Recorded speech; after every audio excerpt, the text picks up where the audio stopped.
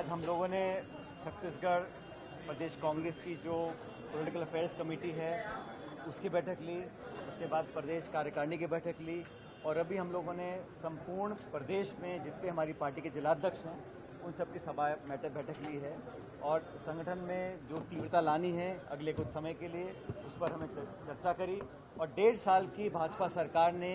लगातार जो वादाखिलाफी की है और विशेष रूप से किसानों के साथ जो आज हालात उत्पन्न हुए हैं उसके लिए दोनों केंद्र सरकार और राज्य सरकार पूरी तरह रिस्पॉन्सिबल हैं। हमारे संगठन को और ताकत देने के लिए हम बहुत से कार्यक्रम चालू करेंगे, लेकिन अभी जिस पर हम चर्चा दिन भर करी है वो ये बात है कि जुलाई के महीने में संभवतः 7 तारीख को अखिल भारतीय कांग्रेस कमेटी के अध्यक्ष आदरणीय मल्लिकार्जुन खड़गे साहब 1 दिवसीय दौरे पर छत्तीसगढ़ आएंगे। उनके प्रोग्राम के बारे में हम लोग चर्चाएं कर रहे हैं, सभा भी होगी, संगठन की मीटिंग्स भी होंगी और छत्तीसगढ़ के तमाम जो हमारे नेता हैं, पदाधिकारी हैं, अलग अलग प्रकोष्ठ हैं, फ्रंटल ऑर्गेनाइजेशंस हैं, उन सब के साथ इंटरेक्शन चर्चा होगी।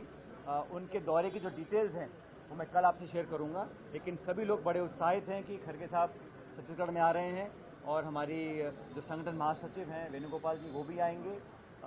सबका मन था कि खड़गे साहब के आगमन पर एक बड़ी सभा का, बड़े सम्मेलन का आयोजन होना चाहिए। हम उस पर काम कर रहे हैं और मुझे लगता है कि उनके आने से पूरे प्रदेश में पार्टी को और ताकत मिलेगी, दिशा मिलेगी और मेहनत से काम करने को आगे के लिए उनको प्रेरणा मिलेगी। ये बात सच है कि छत्तीसगढ़ में जो हो रहा अब तक सरकार का जो नियंत्रण है वो पूरा दिल्ली से है,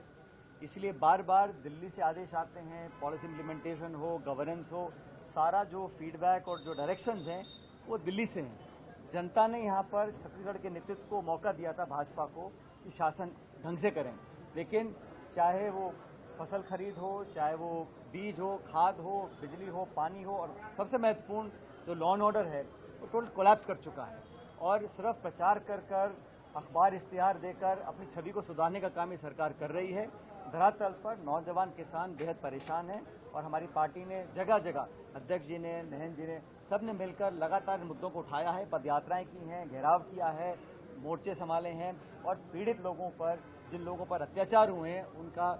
समर्थन कर उनको न्याय दिलाने का संघर्ष पार्टी करती आ रही है और आगे भविष्य में और करेगी।